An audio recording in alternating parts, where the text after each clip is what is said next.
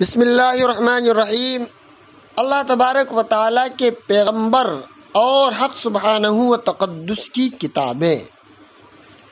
اللہ تعالیٰ نے لوگوں کی ہدایت کے لیے کم و بیش 1,24,000 انبیاء علیہم الصلاۃ والتسلیم کو دنیا میں مبعوث فرمایا، جن میں کچھ رسول بھی تھے۔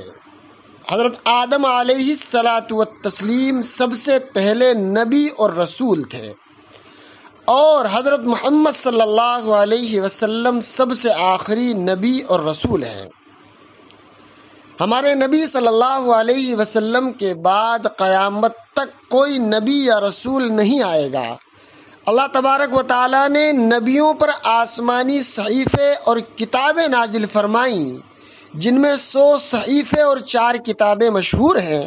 اللہ تبارک و تعالیٰ نے 50 صحیفے حضرت شیس علیہ السلام پر، 30 صحیفے حضرت ادریس علیہ السلام پر، اور 10 صحیفے حضرت ابراہیم علیہ الصلاۃ والتسلیم پر، اور 10 صحیفے حضرت موسیٰ علیہ الصلاۃ والتسلیم پر نازل فرمائے۔